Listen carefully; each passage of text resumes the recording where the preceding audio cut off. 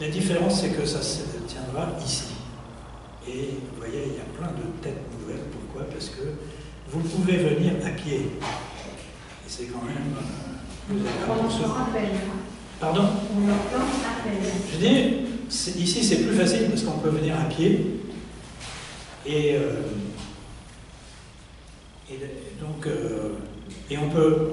on résout le problème des gens qui ne veulent pas conduire la nuit. Voilà. Alors nous commençons cette année avec une première conférence qui s'intitule « Qu'en est-il de la religion aujourd'hui ?» Et notre invité s'appelle Christian Godin, vous êtes à la retraite, mais vous êtes agrégé de philosophie et vous avez été professeur, en particulier à l'université de Clermont-Ferrand. Alors, Christian Godin s'intéresse à énormément de sujets, en particulier des problèmes d'actualité, hein, on peut dire ça, et il a écrit une très grande œuvre qui s'intitule La Totalité, qui fait 3000 pages à peu près, hein, et environ une trentaine d'ouvrages, ce qui fait quand même donc un corpus assez important. Alors voici celui qui nous intéresse ce soir, qui a pour titre « Le soupir de la créature accablée », avec comme sous-titre « La religion d'aujourd'hui ». Alors, le soupir de la créature accablée, ça m'a tout de suite fait penser à une expression de Marx, le soupir de la créature opprimée. Voilà. Alors, peut-être que vous nous expliquerez comment on passe de la créature. Non, j'ai toujours cru que le soupir de la créature accablée, c'était une traduction faite par un éditeur de Marx. Donc c'est pas une déformation de ma part, c'est que réellement l'expression de Marx, la religion comme soupir de la créature accablée, eh bien ça peut être traduit par opprimé ou un autre terme, mais c'est pas personnel. Très bien. Et le sous-titre, c'est celui qui nous intéresse ce soir, la religion aujourd'hui, qu'en est-il? Et j'avais préparé autre chose, je le dirai quand ça reviendra. Alors, vous avez 50 minutes, à peu près, pour parler, et après, nous aurons un deuxième temps pour des questions et un débat. Voilà, je vous en prie. Bien, d'abord, bonsoir à tous. Donc, je vais traiter d'un sujet qui est extrêmement vaste, la religion aujourd'hui, qui est une sorte d'état des lieux. Alors, pour traiter cette question, et comme toute question à dimension philosophique, il faut d'abord savoir de quoi on parle au juste. Quand on parle de religion, parce qu'on croit tous savoir ce que c'est, vous savez, c'est ce que disait Paul Valéry à propos du temps. Saint-Augustin aussi. Quand on ne me le demande pas, je crois savoir ce que c'est, mais dès qu'on me le demande, je ne le sais plus. Il y a des termes comme ça, tout le monde a une idée vague. Et le terme de religion, en fait, c'est un terme qui se heurte à trois écueils possibles. Et il faudrait écarter donc les malentendus. D'abord, il y a un décalage considérable entre les religions traditionnelles, donc celles qui sont les plus anciennes dans l'histoire de l'humanité, puisqu'on considère que dès que Homo sapiens, l'espèce de primates dont nous faisons partie, dès que Homo sapiens a enterré les morts, alors qu'aucun animal ne le fait, même si on n'a pas de source écrite, puisque l'écriture n'existait pas, on est en droit de supposer qu'à cette époque, qui remonte à 60, 70, 80 000 ans avant notre ère, eh bien, l'homme avait déjà des croyances religieuses dans l'au-delà. C'est assez évident aussi pour les peintures des cavernes, qui sont un peu plus récentes, mais on ne peut pas imaginer donc un art des cavernes, gravure, sculpture des animaux, les peintures, sans croyance aux esprits, en un au-delà, sans une certaine conception de la mort, etc., et des esprits supérieurs. Or, entre les religions traditionnelles et les religions telles qu'elles existent dans les sociétés contemporaines, je ne dis pas forcément que ce sont des religions contemporaines, elles peuvent être très anciennes, mais il y a tout de même une différence colossale. C'est qu'à la différence peut-être des sociétés musulmanes, lesquelles évoluent très rapidement, il y a en effet cette différence que la religion autrefois, dans les sociétés traditionnelles, n'était pas une partie de la culture ou de la civilisation, de la société, mais une dimension. Vous voyez, une différence très importante. C'est-à-dire que tout était religieux dans une société traditionnelle. On voit ça dans la littérature des anthropologues. Le fait de manger les nourritures permises ou interdites, le fait de se vêtir, construire la maison, aller à la chasse, à la pêche, faire la guerre, tout cela peut avoir un sens religieux. Alors que le propre des sociétés contemporaines, c'est qu'elles ont fait de la religion un secteur à part de la civilisation. Nous avons l'art, la religion, la technique, l'économie, la politique, etc. Vous voyez, il y a un historien britannique, des principaux, un historien du système capitaliste, Karl Polanyi, et qui a écrit dans La Grande Transformation, donc cette naissance du capitalisme, et qui montre que l'une des caractéristiques du système capitaliste, c'est de désencastrer la sphère économique, plutôt la partie économique de la sphère de la totalité culturelle. Vous voyez. Eh bien, on pourrait dire la même chose de la religion.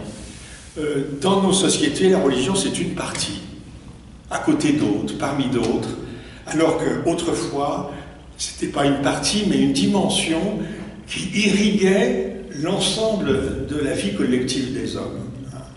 Aussi bien la vie spirituelle que la vie matérielle, aussi bien la vie théorique que la vie pratique, etc. Ça, c'est quand même une chose fondamentale. La deuxième, disons, le deuxième travers, ou le deuxième écueil sur lequel peut se fracasser notre notion de religion, c'est qu'on a tendance, nous, Français, nous, Européens, nous, Occidentaux, à privilégier forcément les religions monothéistes. Et quand on parle de religion, en fait, en gros, on parle du christianisme, de l'islam, du judaïsme, sans considération donc des autres religions qui ne sont pas monothéistes. Même si on peut, alors on ne va pas traiter de cette question parce qu'elle nous emmènerait trop loin, même si on peut considérer que le monothéisme est implicite dans toutes les religions, c'est-à-dire que dans toutes les religions, même où vous avez une pluralité de divinités, il y a toujours une divinité suprême, vous voyez, hein, Jupiter chez les Romains, Vishnu ou Shiva chez les Hindous. Les religions africaines sont très souvent dominées par un esprit suprême qui n'est pas forcément l'objet du culte principal, mais qui est tout de même, qui existe, vous voyez, enfin qui est cru comme existant. Donc il ne faut pas, sous le terme de religion, rabattre la religion sur notre religion. Et puis enfin, le troisième malentendu, ou le troisième écueil, c'est qu'on a tendance à ça, c'est un défaut dont se sont rendus coupables beaucoup de philosophes, on a tendance à réduire la religion à une conception du monde, comme si c'était seulement une affaire de croyance ou de pensée, alors que la religion, c'est pas simplement un ensemble de croyances relatives à l'âme, aux esprits supérieurs, aux grandes questions sur les origines et les fins de toutes choses, etc. Mais la religion, c'est aussi un ensemble de gestes, d'attitudes, de pratiques, et donc il y a une dimension, disons, physique. On a intellectualisé la religion. Ça, c'est quelque chose qui est assez net chez les philosophes, qui traitent la religion un peu comme une sorte de philosophie un peu particulière, mais qui ne font pas tellement la différence entre religion et puis conception du monde. Alors, toute religion évidemment englobe une conception du monde, mais ce n'est pas que cela. Par exemple, le fait de s'agenouiller, le fait de faire un signe de croix, le fait de se prosterner, dans les cas les plus extrêmes, le fait de se flageller, le fait de faire jeûne, le fait de s'interdire certains aliments, etc., etc. Tout ça sont des choses pratiques. Voilà. Donc, ceci étant posé, on constate qu'il y a eu, dans l'histoire passée, un grand nombre de religions qui ont disparu. Alors, dans la mesure où une religion est indexée à une culture, parce que autrefois chaque société avait sa religion, comme on peut dire chaque société avait sa langue, sa manière de cuisiner, sa façon de construire les maisons, eh bien, avec la disparition de ces sociétés, les religions qui étaient les leurs ont forcément disparu. On raconte qu'à la naissance du christianisme, c'est Plutarque, l'écrivain grec qui nous rapporte cela, qu'à la naissance du christianisme, les marins des côtes romaines chantaient un chant de déploration qui disait « Le grand Pan est mort ». Alors c'est une légende, probablement, mais le grand Pan, c'était la divinité, Pan, P-A-N, la divinité romaine de la nature universelle. Et sous le terme « le grand Pan est mort », on comprend qu'avec l'apparition de la religion nouvelle, qui est la religion chrétienne, la divinité de la nature est détruite. Puisque, en fait, vous savez, la grande révolution opérée par le judéo-christianisme, c'est que la nature a été dédivinisée. Les sources, les forêts, les fleuves, tout cela, ce n'est plus le divin. Le divin, il a été relégué, si on peut dire, dans un ciel plus ou moins accessible, extrêmement éloigné de nous. Et donc ça, c'est une révolution mentale, spirituelle, considérable. Eh bien, le grand Pan est mort, ça veut dire que les religions meurent aussi. Elles ne sont pas éternelles. Mais alors, si les religions meurent, qu'en est-il de la religion? Parce que, on le voit d'ailleurs avec l'exemple de Rome, le paganisme latin a fini par être supplanté par la religion chrétienne, mais ça ne veut pas dire que la religion est morte, ça veut dire qu'elle a changé de forme. Et d'ailleurs, parfois, elle n'a pas tellement changé de forme. Il y a des historiens qui ont montré, par exemple, que beaucoup de saints du christianisme qui étaient vénérés au Moyen-Âge étaient en fait des métamorphoses de divinités païennes. Il y a du paganisme dans les églises, comme il y en a dans certains cultes musulmans, même s'il s'agit de religions monothéistes rigoureuses. Alors, qu'en est-il donc de la religion? Alors là-dessus, si on a à se poser cette question très simple, quel est le devenir actuel de la religion dans le monde? Quel passé récent a-t-elle connu? En fait, quel est l'état de la religion d'aujourd'hui? Alors, il y a trois thèses possibles qui s'affrontent. Trois thèses contraires, antinomiques, sur cette question de savoir qu'en est-il aujourd'hui de la religion. La première thèse, c'est la thèse de la permanence. C'est de dire finalement il n'y a rien de nouveau sous le soleil et que les changements sont apparents, mais fondamentalement, la religion reste ce qu'elle est, l'homme reste un animal religieux, il a certes abandonné un certain nombre de croyances. Vous savez par exemple qu'il n'y a plus tellement de chrétiens aujourd'hui qui croient à l'enfer. Il y a même des chrétiens qui ne parlent plus tellement de l'âme. Enfin, selon cette thèse de la permanence, derrière les modifications de surface, il y a en fait un fond religieux qui subsiste. Cette thèse de la permanence, elle est évidemment appuyée sur l'idée de nécessité. C'est-à-dire que si, malgré les transformations historiques révolutionnaires que nous avons connues, la religion subsiste, c'est qu'elle répond à une certaine nécessité. Et chez l'être humain, la nécessité, ça s'appelle le besoin. Et plus particulièrement, il s'agit d'un besoin de croire. C'est-à-dire que même si l'homme vit de façon complètement nouvelle par rapport à celle de ses ancêtres, eh bien, il a besoin de répondre à certaines questions qui sont celles du sens de la vie, du sens de la mort, de l'origine de toute chose, de la fin de toute chose, etc. Ces questions-là, elles ne peuvent pas être ignorées.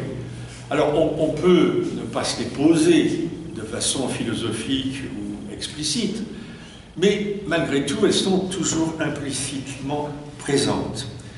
Il y a aussi, dans ce besoin, il y a le besoin aussi, pas seulement de croire, il y a le besoin de transcendance.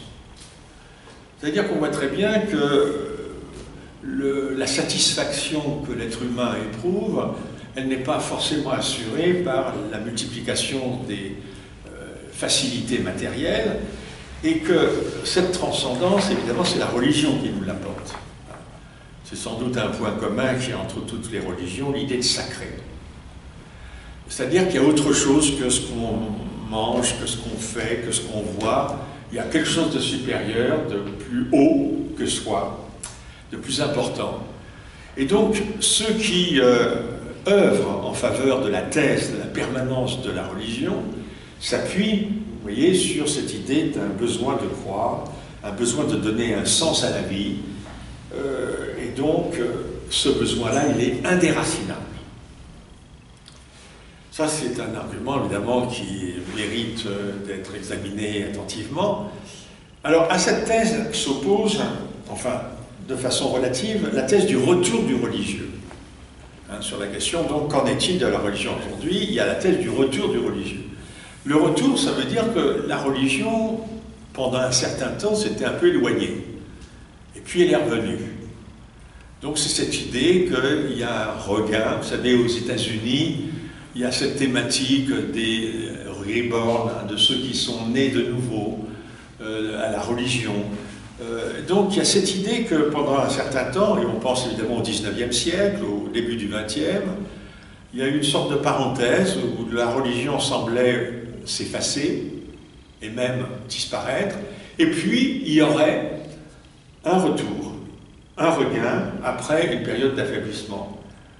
Alors, l'argument empirique qui est donné par ceux qui défendent cette thèse, c'est de dire que on voit très bien dans les sociétés musulmanes qu'il y a un renouveau de la religion musulmane qui n'était pas prévu par les modernistes d'il y a quelques décennies, qui prévoyaient au contraire que les sociétés musulmanes, comme les autres, s'engageraient dans la voie de sinon de l'athéisme, mais au moins de l'incroyance ou de l'indifférence en matière de religion.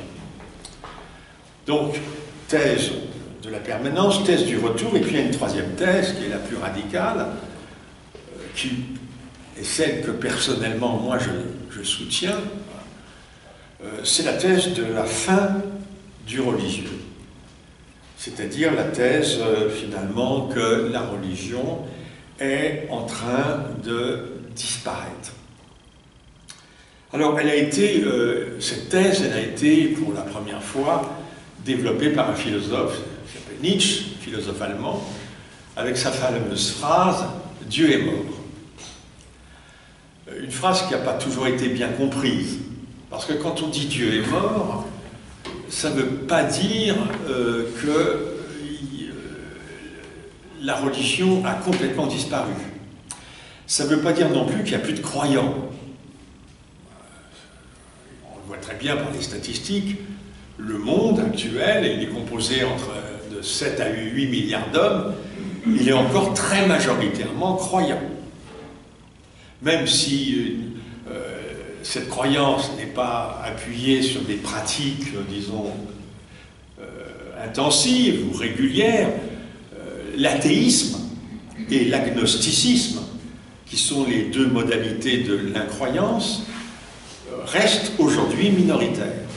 C'est Robespierre, pour la Révolution française, qui disait « l'athéisme est aristocratique ». Ce qui peut s'entendre en deux sens. D'une part, l'athéisme était un peu le privilège des aristocrates, qui se donnaient le luxe de ne pas croire, et puis aussi au sens statistique, c'est-à-dire que l'athéisme reste minoritaire. Donc majoritairement, il y a des différences évidemment selon les sociétés. En France, la croyance est assez largement répandue. Alors, les deux modalités, je le rappelle, l'athée, c'est celui qui affirme que Dieu n'existe pas, que l'âme est une invention, une fiction, que l'immortalité, la vie après la mort, c'est un conte pour enfants. Bref, l'athée, c'est quelqu'un qui affirme radicalement ne pas croire. Tandis que l'agnostique, c'est quelqu'un qui laisse ouverte la possibilité de la croyance. L'agnostique n'est pas croyant, donc il a, avec l'athée, le point commun d'être un incroyant. Mais, à la différence de l'athée, l'agnostique ne dit pas « Dieu n'existe pas, l'âme est une fiction, la vie après la mort est un conte pour enfants, etc. » Donc, l'agnostique, il est dans une situation, disons, d'incertitude ou de suspension de jugement. Donc, Dieu est mort. Ce que Nietzsche voulait dire, c'est la chose suivante.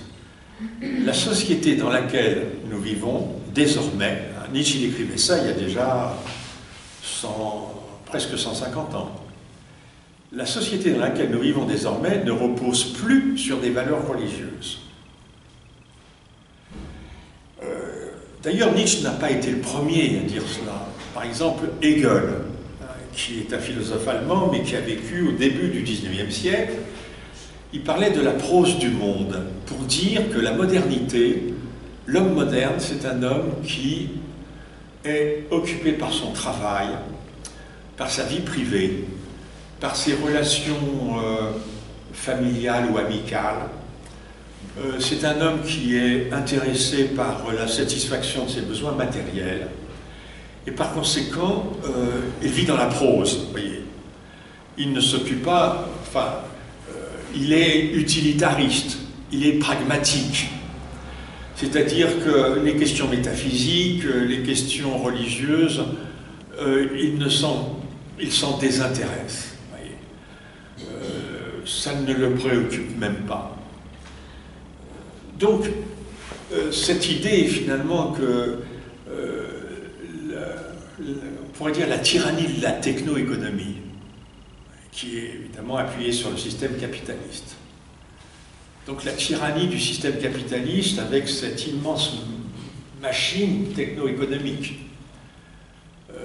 va éliminer, va saper le fondement sur lequel reposaient les sociétés, c'est-à-dire qu'il était un fondement religieux. Et c'est vrai dans tous les domaines. Le pouvoir d'un chef d'État, par exemple, ne repose plus sur une transcendance. La souveraineté d'un État ne vient pas de Dieu. Lorsque les hommes aujourd'hui se font la guerre, ils ne se font pas la guerre pour des questions religieuses. Le conflit qui est actuellement en Palestine, enfin actuellement depuis plus de 70 ans, ce n'est pas un conflit religieux entre le judaïsme et l'islam, vous comprenez bien, c'est autre chose. Je ne dis pas que c'est absent, mais c'est autre chose. De la même façon, quand il y avait le conflit entre les Irlandais et les Anglais, ce n'était pas simplement une guerre entre les catholiques irlandais contre les protestants anglais. Les deux guerres mondiales, la guerre de 14 et la guerre de 39-45, ne sont pas des conflits qui ont été conditionnés par des questions religieuses. Les crises économiques, les grands événements qui ont secoué le dernier siècle de l'humanité, le XXe siècle, il n'y en a aucun qui véritablement soit dû à un facteur religieux. Donc de fait, on peut se dire, voilà, c'est quand même un argument, enfin c'est des observations qui donneraient plutôt raison à Nietzsche.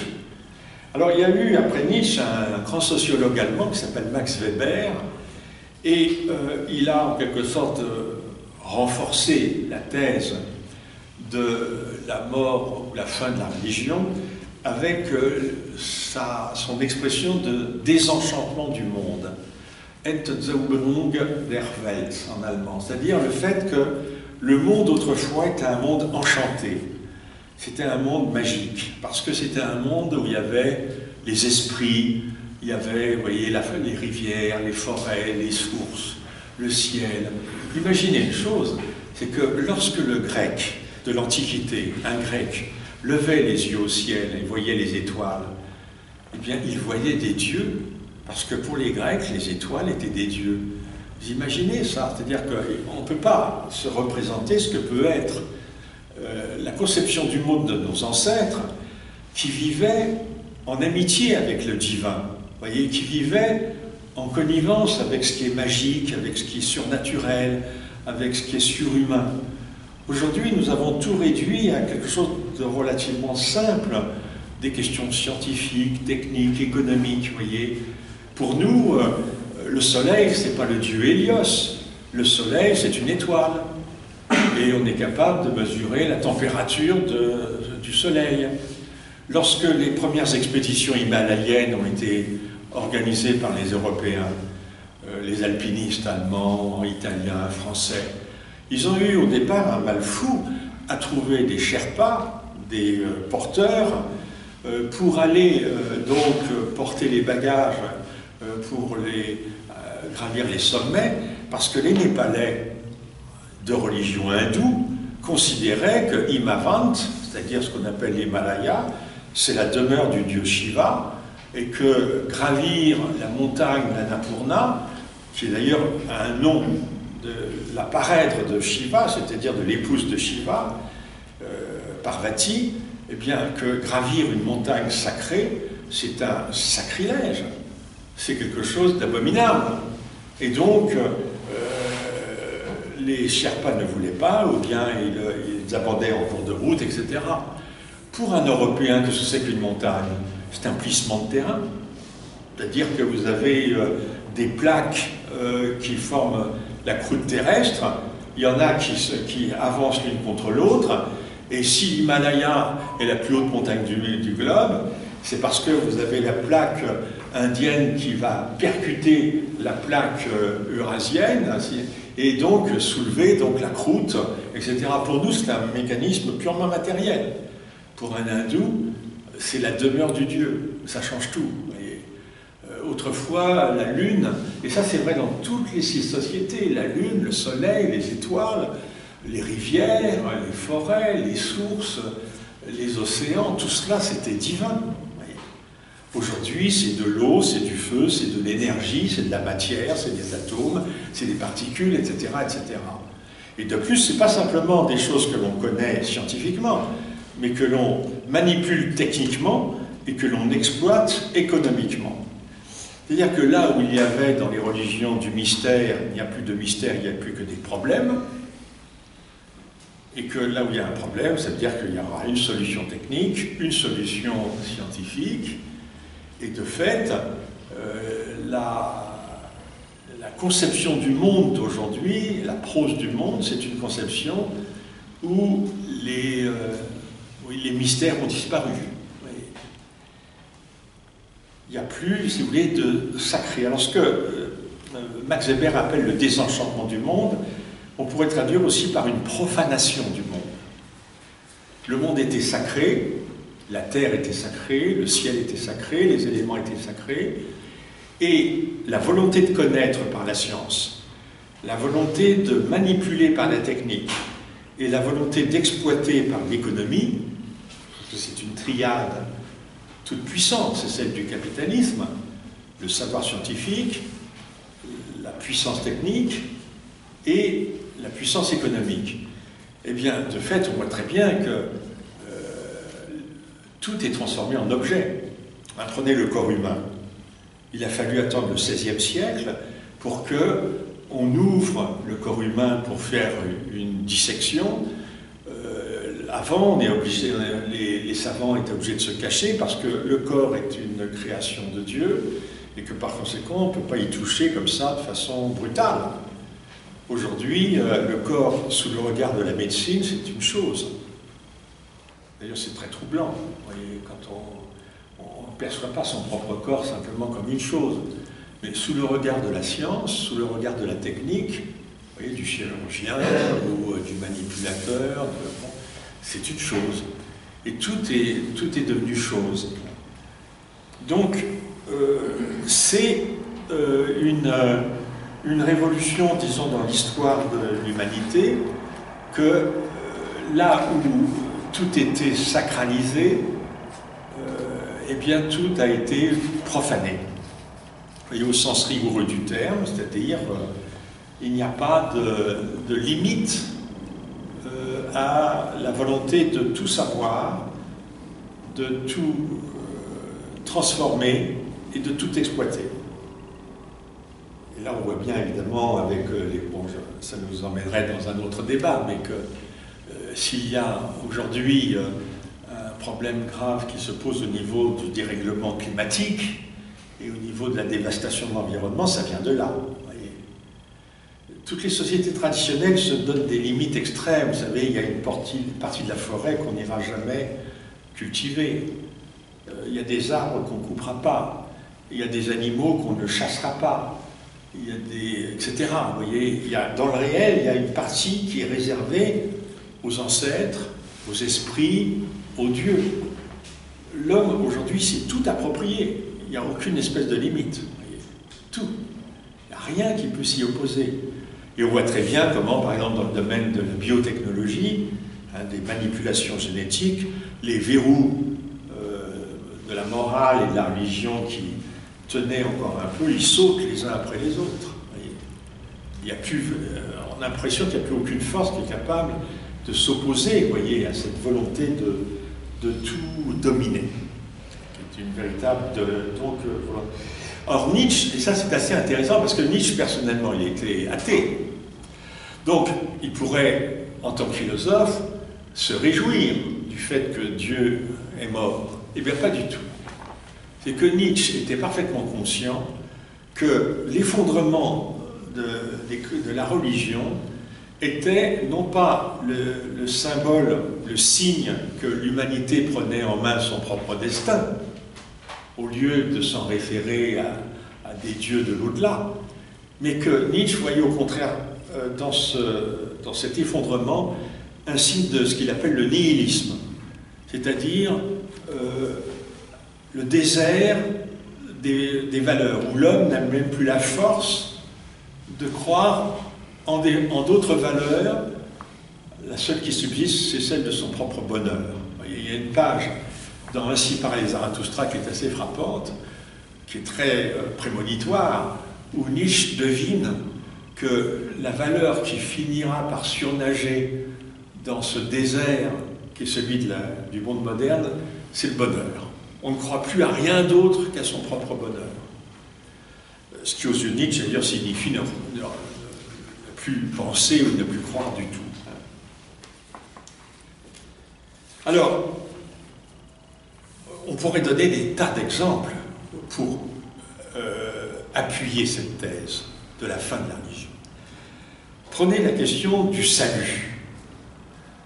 Aujourd'hui, il est rare d'entendre quelqu'un réellement parler de salut ou se préoccuper de son salut.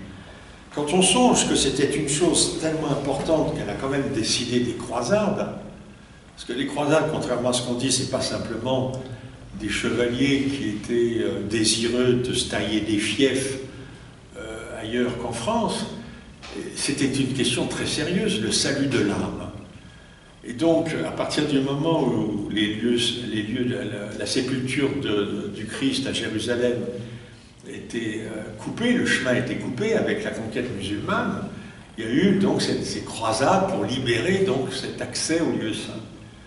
Aujourd'hui, il y a quelque chose qui a remplacé le salut de l'âme, c'est la santé du corps.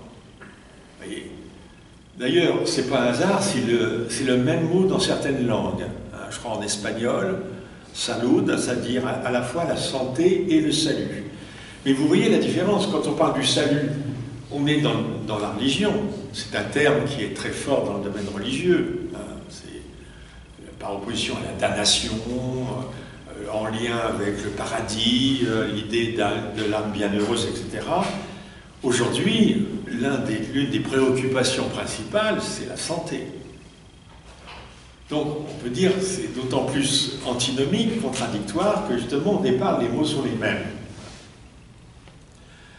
De la même façon, on ne parle plus de guerre de l'âme, l'âme a disparu de notre vocabulaire. Et quand il y a des mots qui ne sont plus prononcés, qui ne sont plus dits sur la place publique, alors évidemment, il y a encore des gens qui parlent de l'âme, mais c'est plus sur la place publique.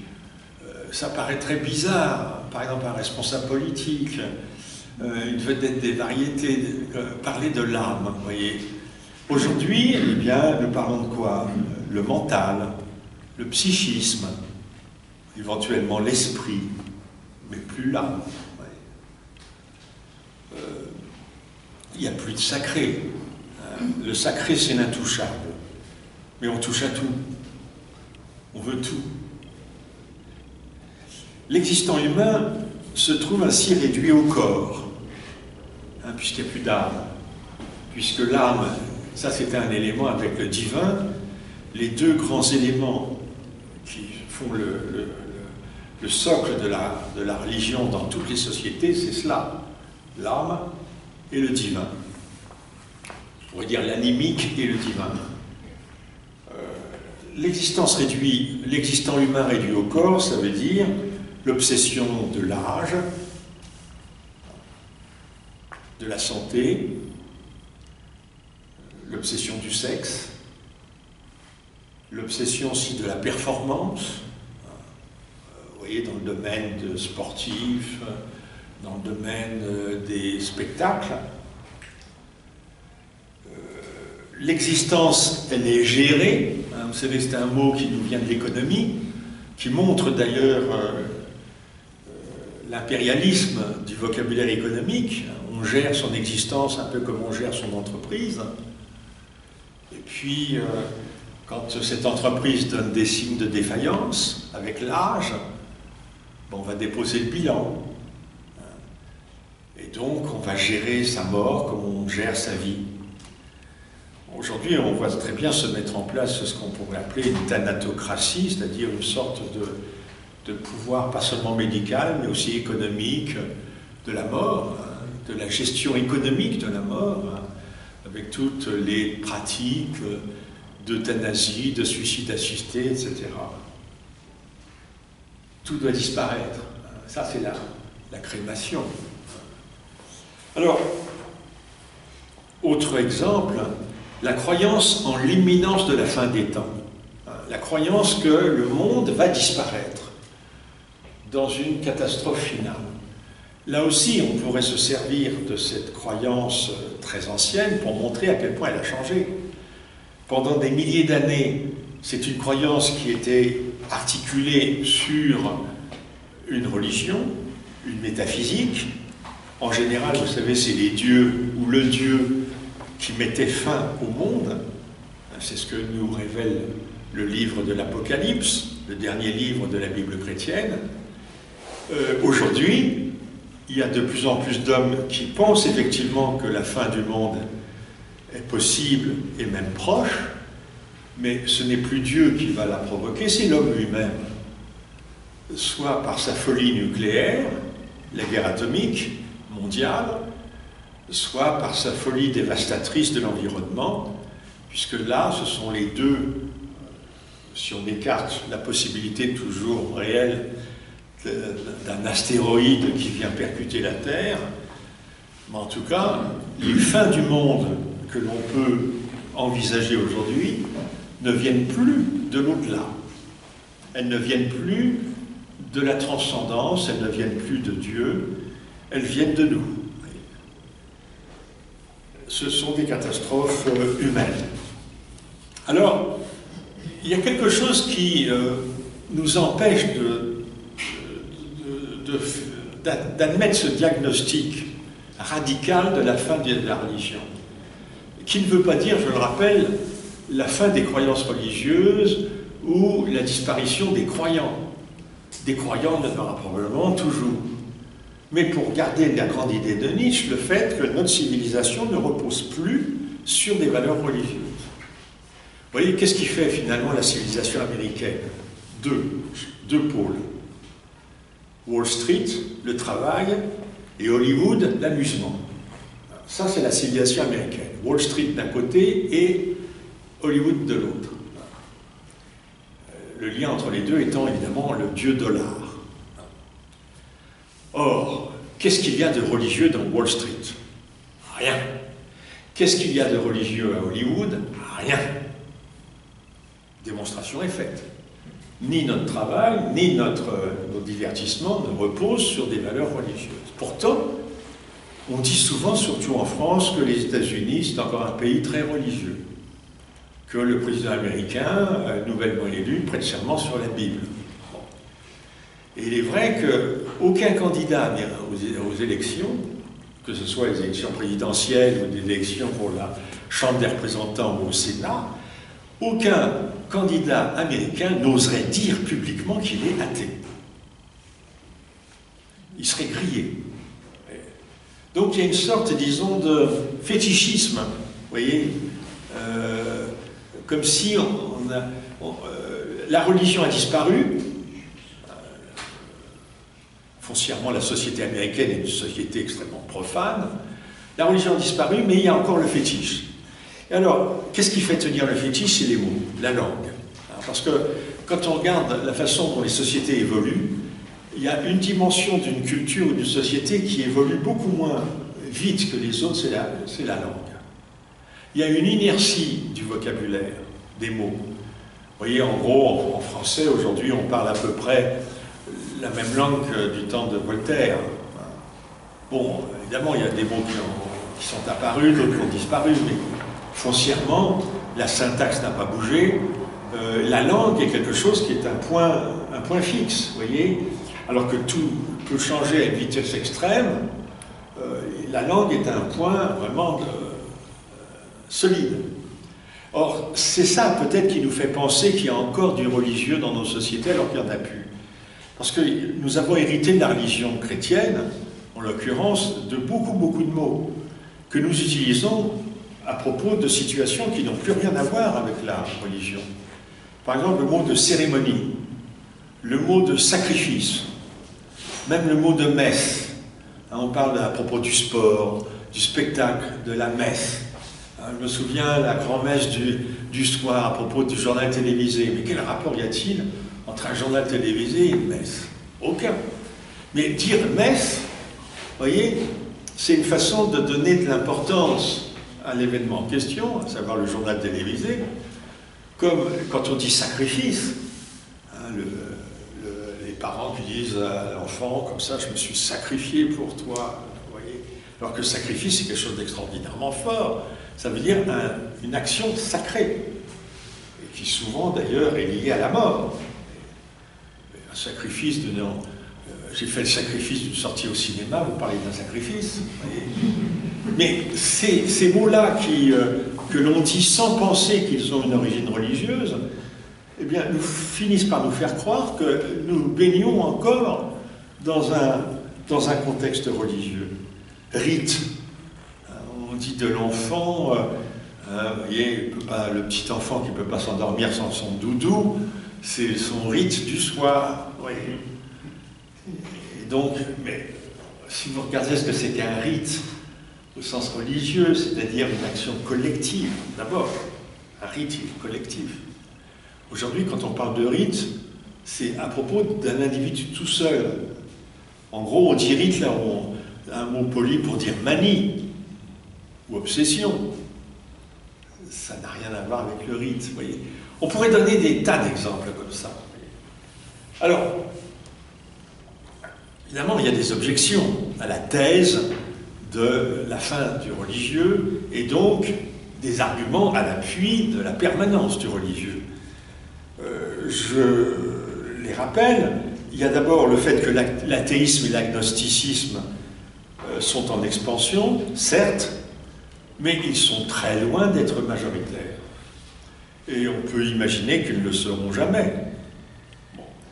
Il y a par ailleurs le cas de l'islam, qui est vraiment aussi un cas singulier, parce que autour de ce terme, il y a énormément d'ignorance et de malentendus. D'abord parce que le mot, vous voyez, il est souvent mis en relation avec christianisme ou judaïsme ou bouddhisme, comme s'il s'agissait simplement d'une religion. Alors que l'islam, ce n'est pas seulement une religion. D'ailleurs, c'est la raison pour laquelle, dans les livres d'histoire, ou d'histoire de l'art, par exemple d'histoire des religions, on voit le mot écrit avec une majuscule. Et quand on voit islam avec une majuscule, c'est pas pour lui donner une importance particulière, c'est pour rappeler que l'islam, c'est une civilisation. C'est-à-dire un système de droit, une conception du monde, des manières de vivre. Le système de droit, ça c'est très important. Le Coran est un livre juridique, aussi bien qu'un livre religieux, que philosophique, que littéraire, que poétique, etc. Donc, il est vrai que la virulence de l'islam dans le monde d'aujourd'hui, sous ses formes les plus extrêmes, à savoir le djihadisme, les frères musulmans, les formes les plus violentes, terroristes, eh bien, ça fait croire à beaucoup de gens que c'est le signe que la religion est bien là et que, contrairement à ce que certains disent, il y a une permanence de la religion. Il faudrait bien voir dans quelle mesure les actions qui sont commises au nom de l'islam viennent du religieux. C'est une question qui n'est pas si facile que cela. Moi, je ne suis pas persuadé que les terroristes du 11 septembre étaient des grands croyants. Je ne suis pas complètement convaincu. On voit très bien comment l'islam peut être instrumentalisé par des courants politiques pour prendre une revanche historique sur l'Occident. Parce que l'état du monde aujourd'hui, si vous voulez, on le voit aussi bien d'ailleurs dans le monde musulman qu'en Russie, en Chine, dans de grandes parties de l'Afrique, le monde aujourd'hui s'organise autour de cette idée d'une revanche contre l'Occident impérialiste, colonisateur, et l'islam, ça peut être une sorte de moyen assez efficace d'ailleurs dans ce combat et dans cette lutte pour la revanche. Par ailleurs, il faudrait tout de même faire observer que le fanatisme religieux, donc on admet qu'il y a vraiment du religieux, et qui peut avoir d'ailleurs, notons-le, deux formes très différentes. Il faut distinguer l'intégrisme et le fondamentalisme. D'où vient le fanatisme religieux aujourd'hui? Je dis bien aujourd'hui, je ne parle pas du Moyen-Âge, etc. Ça vient d'un refus radical du monde moderne. Or, pour le meilleur ou pour le pire, le monde moderne, il est associé à l'Occident. C'est d'ailleurs une tragédie, parce que, vous voyez, les pays arabo-musulmans ou africains, ils sont un peu coincés, parce que, ou bien, ils s'engagent dans une voie de modernisation, qui est forcément une voie de renoncement à leurs valeurs traditionnelles au profit des valeurs occidentales, ou bien ils se replient sur des valeurs traditionnelles, et à ce moment-là, évidemment, ils sont dans une voie sans issue. Et ce que je veux dire, c'est que le fanatisme vient d'un refus, d'une négation radicale du monde tel qu'il est. Un fanatique, c'est quelqu'un qui est foncièrement malheureux et enragé de voir les choses telles qu'elles sont. Et ça peut prendre deux formes différentes. Quand le monde extérieur nous fait souffrir, il y a deux voies possibles. Il y a ou celle de l'agression, c'est-à-dire qu'on réplique à la violence du monde qu'on subit par une violence supplémentaire.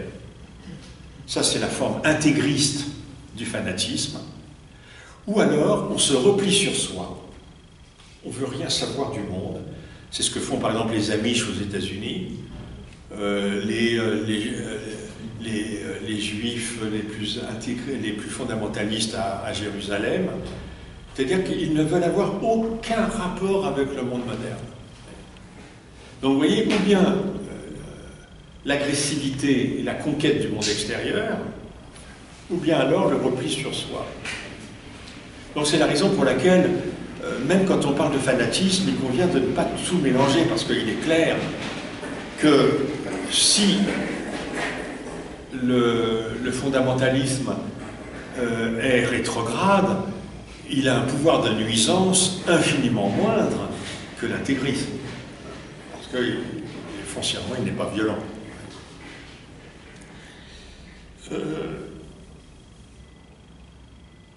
Donc,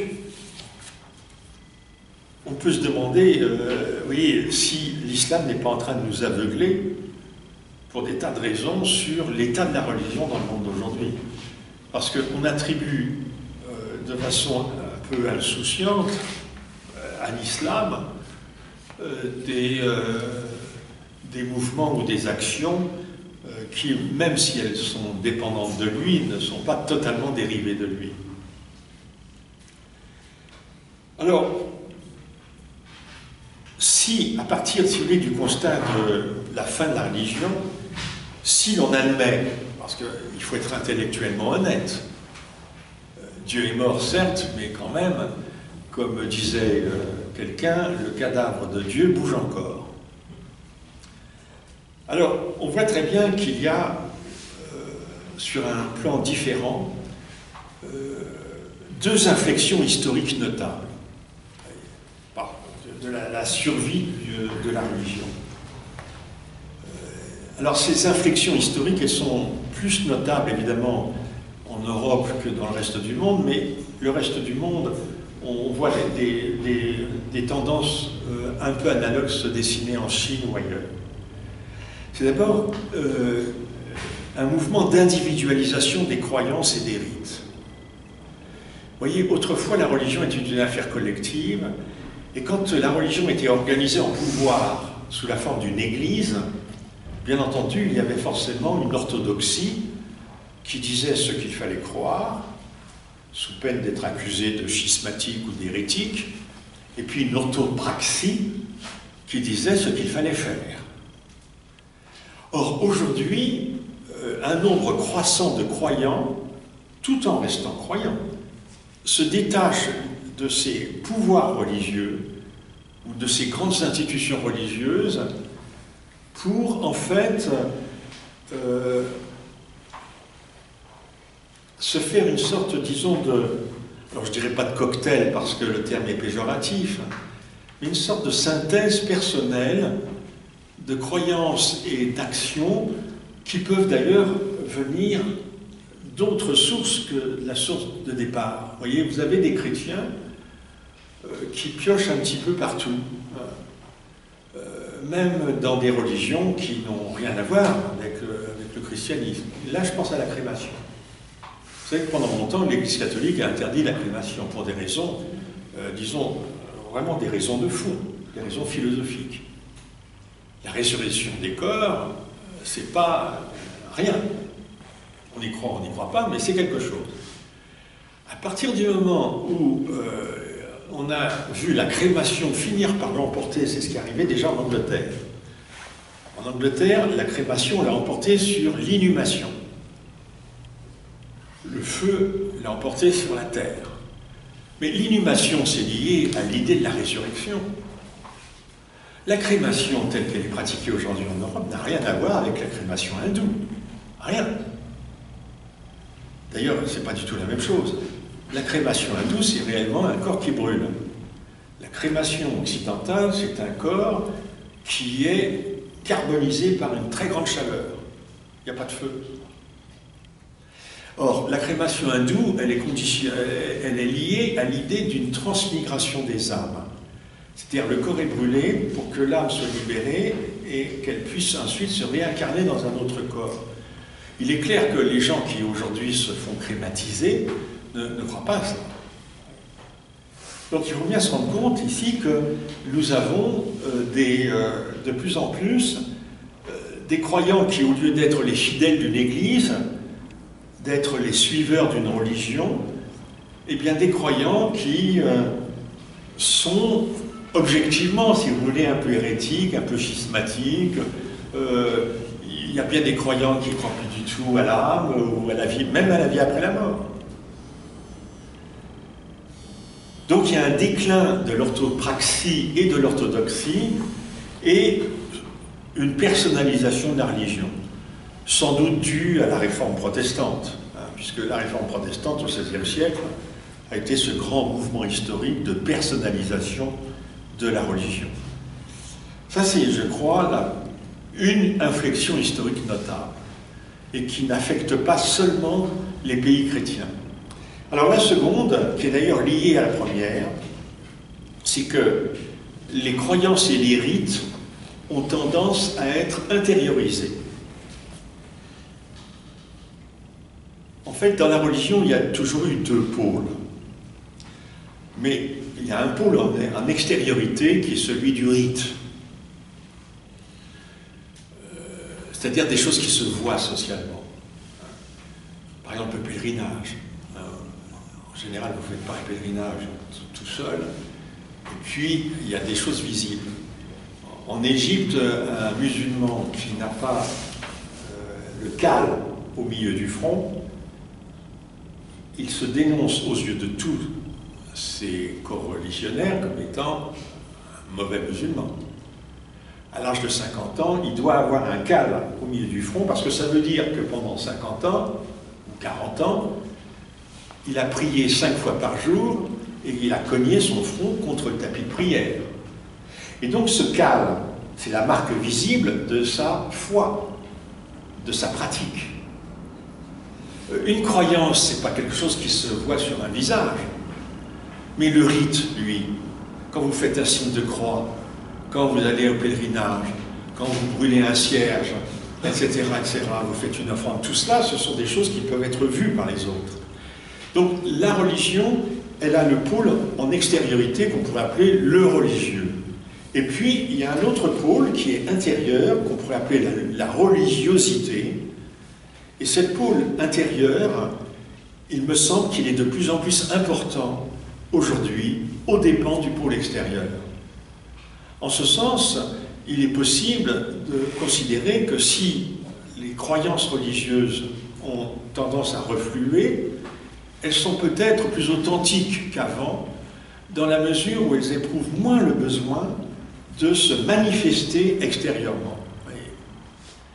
Alors, il y a des religions qui sont plus en extériorité que d'autres. Et dans les religions, il y a souvent des courants qui insistent sur l'intériorité.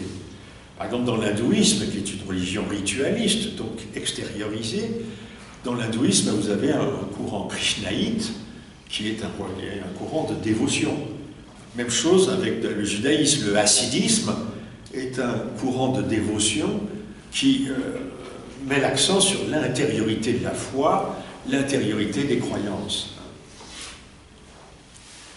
Alors, le phénomène le plus massif, et je terminerai là-dessus, avant d'engager la discussion, malgré tout, malgré ce que je viens de vous dire, à mon sens, le phénomène le plus massif quand on a posé la question de savoir ce qu'il en est de la religion aujourd'hui, c'est tout de même le déclin et la disparition pour les raisons que je vous ai dites rapidement.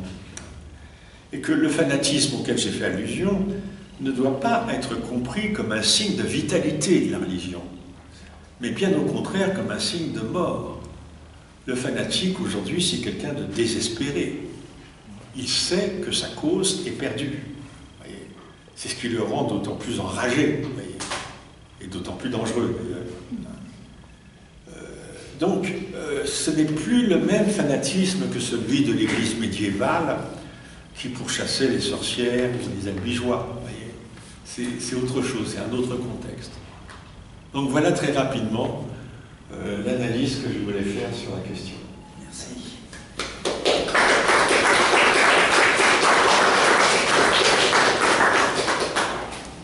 Merci pour cette exposition, très complète.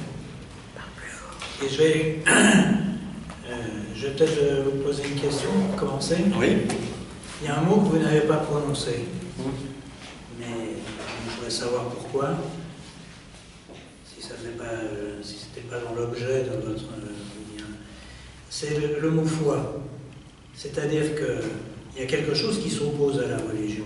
C'est la foi. D'ailleurs, le premier qui a mis en évidence cette opposition, c'est Saint Paul dans l'Épître aux Romains. Et des théologiens en particulier des théologiens comme protestants. Je pense à Bonhoeffer, par exemple, qui a beaucoup parlé de ce sujet. Et est-ce que vous pouvez nous dire quelques mots sur cette opposition foi-religion? Alors, c'est un mot quand même que j'ai prononcé à la fin. Ah, oui. Le premier constat, c'est qu'il y a beaucoup de religions qui ignorent la foi. Que la foi, c'est un phénomène qui ne prend naissance que dans le cadre de certaines religions. Lesquelles? Celles qui admettent un lien personnel entre un fidèle et un Dieu lui-même personnel. On ne dira pas qu'un Grec avait foi en Zeus.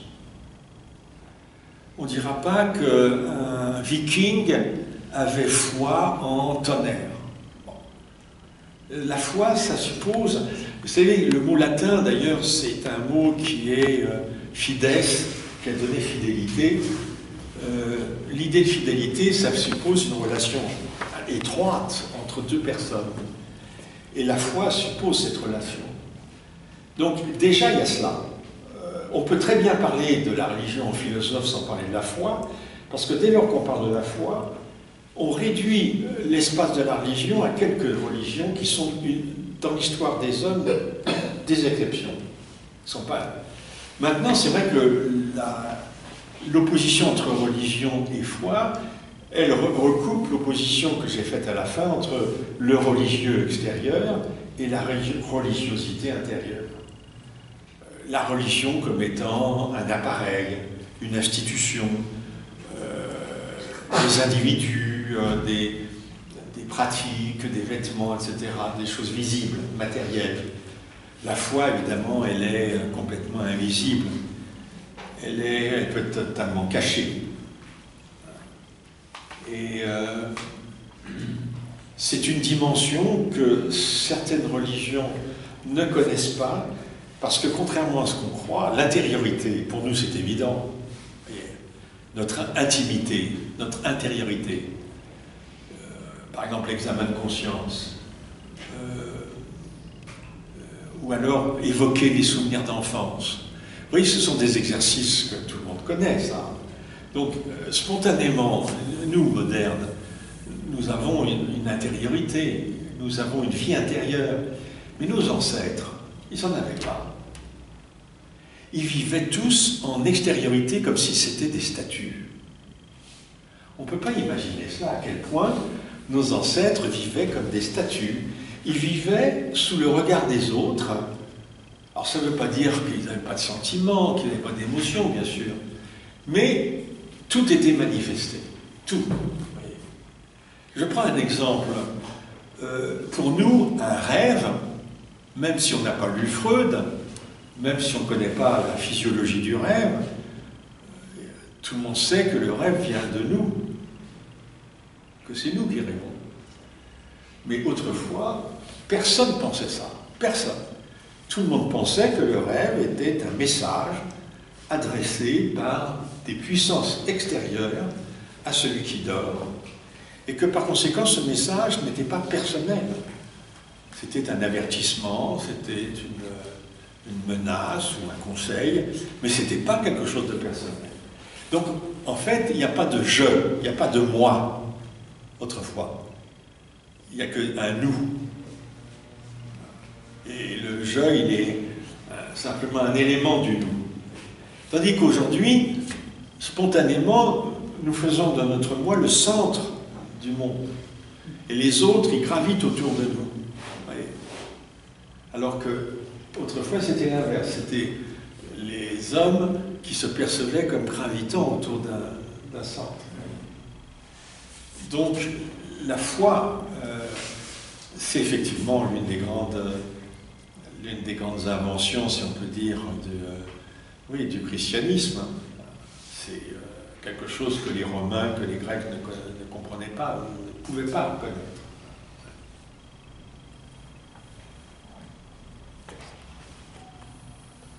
Oui, et puis il y a une autre question derrière. Oui, je vais donner la parole à notre qui a levé la main avant. C'est Ah possible. Ah oui. Comment Là, tu es surpris. Oui, mais Qu'on puisse lever la main avant. oui, non, mais évidemment, Allez-y. il suffit de le dire après. Je vous remercie beaucoup pour cette brillante conférence qui distingue ce que nous croyons de la religion traditionnelle, dans la religion traditionnelle et ce que dans notre monde moderne aujourd'hui nous croyons de la religion. Mais je suis un peu perplexe sur la conclusion à laquelle vous êtes arrivés. La religion, le déclin, la disparition de la religion.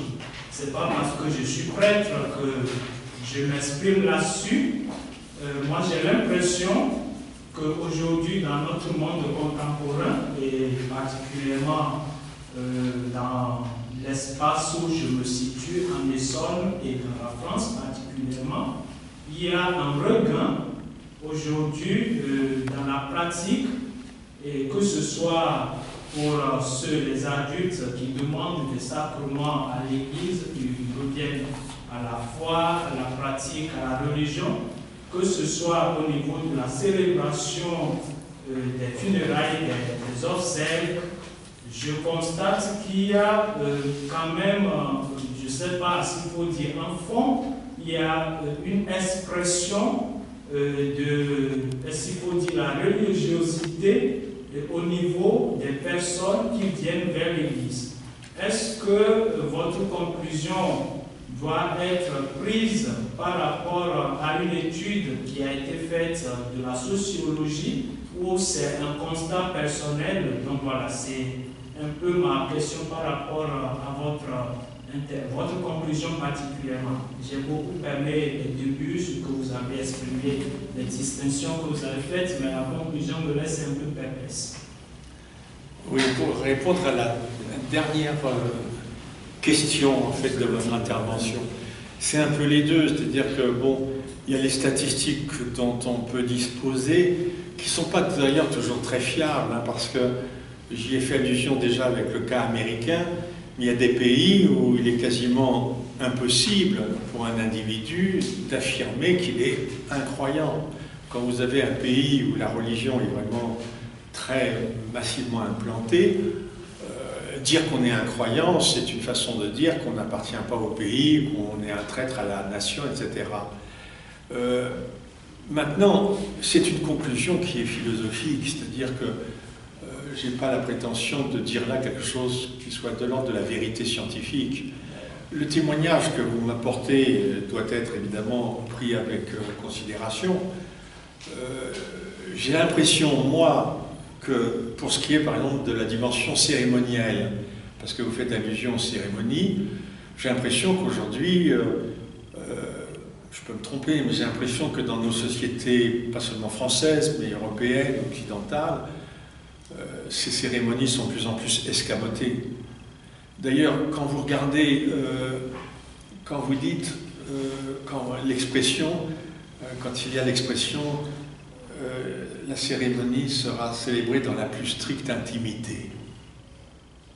Il faut bien songer que cette expression-là, si on regarde aux sociétés d'avant, elle est complètement contradictoire. Une cérémonie, par définition, c'est tout ce qu'il y a de non intime, c'est-à-dire ce qu'il y a de social, d'ouvert, de visible, et même d'éclatant. Vous voyez, il y a quelque chose de l'ordre de la fête.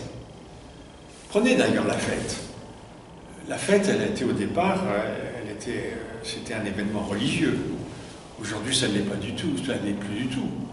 Aujourd'hui, la fête, c'est quoi?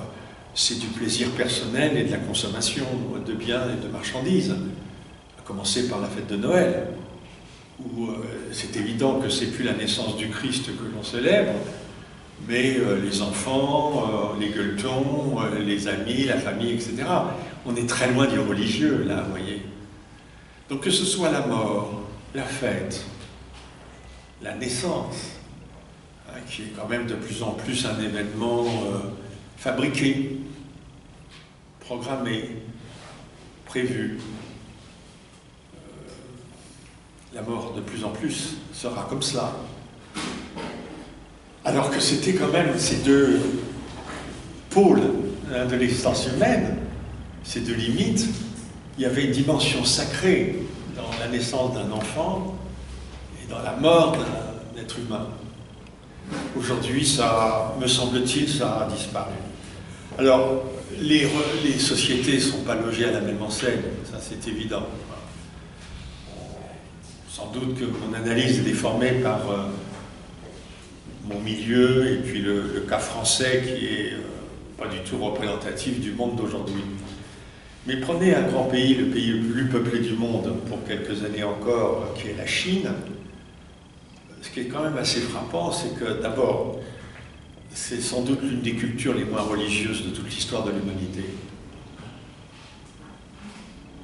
Même s'il y a eu des grandes religions qui ont été importantes en Chine, hein, le bouddhisme, le taoïsme, et même le confucianisme, qui était une philosophie, mais qui est devenue une religion. Mais tout de même, par rapport à d'autres peuples, je pense aux Africains, aux Européens, aux Indiens, évidemment, les Chinois ne sont pas du tout un peuple religieux. Aujourd'hui, ils le sont encore beaucoup moins, parce qu'aujourd'hui, ce qui fait le souci des Chinois, c'est de remplir le caddie, c'est d'avoir une voiture, d'avoir un appartement assez vaste, etc. Je veux dire, c'est des soucis qui sont des préoccupations matérielles. On ne peut pas leur jeter la pierre, hein, quand on sait quelle est leur histoire récente. Quand vous avez un grand-père qui est mort de faim ou qui a été emprisonné dans les geôles de Mao Tse-tung, pouvoir accéder à un niveau de consommation de classe moyenne à l'occidental, c'est un progrès colossal. Mais la religion n'a plus de place là. Et j'ai entendu dire que quand vous avez des pratiques qui sont très, enfin, on ne peut même plus dire qu'elles sont occidentales, elles sont modernes. La façon dont parce que tout se tient, oui, dans la façon dont les familles sont éclatées, dont les relations que les individus peuvent avoir avec les autres sont elles-mêmes très fragmentées. Vous voyez, avant, une amitié, c'était quelque chose qui durait la vie. Maintenant, on a des générations d'amis qui se succèdent au cours de l'existence. Vous voyez, je parlais de la fidélité tout à l'heure. C'était un rapport éternel, la fidélité. Aujourd'hui, c'est quand même très ponctuel, très éphémère. Vous voyez, on est dans le zapping. Vous voyez. Notre vie humaine, elle est formée sur le mode du zapping. On change de partenaire, on change de connaissances, on change d'emploi. D'ailleurs, il n'y a plus de métier, il y a des emplois. Un métier, c'était quand même un marqueur d'identité fort. Ouais. Qui était d'ailleurs souvent aussi associé, comme tout travail, à quelque chose de religieux. Il y avait le saint patron des forgerons, des boulangers, des vignerons. Et comment voulez-vous qu'il y ait un saint patron d'un employé de prise unique? Ça n'a pas de sens. Donc là, vraiment, je crois qu'on a changé complètement de Mais c'est vrai que philosophiquement, si vous voulez, c'est une des grandes bifurcations de la pensée philosophique, où on insiste sur les continuités, les choses qui ne changent pas foncièrement, ou alors on insiste sur les ruptures. Moi, je serais plutôt, si vous voulez, de la deuxième école. Mais j'admettrais bien qu'on puisse argumenter pour la première. Est-ce que c'est pas la pensée de la religion qui a plutôt changé? C'est-à-dire qu'autrefois on était plus dans une culture, dans une tradition, et aujourd'hui... Ah bon, d'accord. Vous référez, oui, allez. Mais je ne sais pas, moi. De temps en temps, c'est la parole qui est donnée, puis de temps en temps, c'est la parole qu'on prend. Ah oui. Ça dépend. C'est à la tête du client. Vous aviez une objection, non? Oui, je voulais dire que si on entreprend de faire de la théologie dans l'une des trois parties où on peut faire de la théologie à Paris, les Bernardins, l'Institut catholique et le Centre Sèvres des Jésuites. Eh bien, au Centre Sèvres, j'aurais bien aimé faire de la théologie et apprendre de la théologie. Mais à la fin de l'année, on nous a dit qu'il fallait que l'on fabrique soi-même des propositions et qu'on serait examiné sur les propositions qu'on aurait faites. Donc, je ne crois pas que ce soit les fidèles qui se mettent à choisir par-ci, par-là. Je pense qu'en réalité, même dans le catholicisme d'aujourd'hui, il y a une subjectivation extraordinaire qui aboutit d'ailleurs, entre parenthèses, à se débarrasser de la scolastique. Moi, j'ai demandé à un dominicain ce qu'il en était de la scolastique à Vatican II. Il a simplement répondu qu'on ne l'avait pas utilisée. Et alors, dimanche dernier, dans ma paroisse, et dans toutes les paroisses du monde, c'était la confession de Saint-Pierre à Césarée.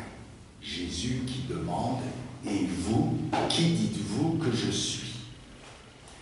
Et l'homélie du prêtre a consisté à dire que le véritable chrétien n'est pas celui qui reprend les formules du catéchisme, mais c'est celui qui a une relation personnelle avec Jésus.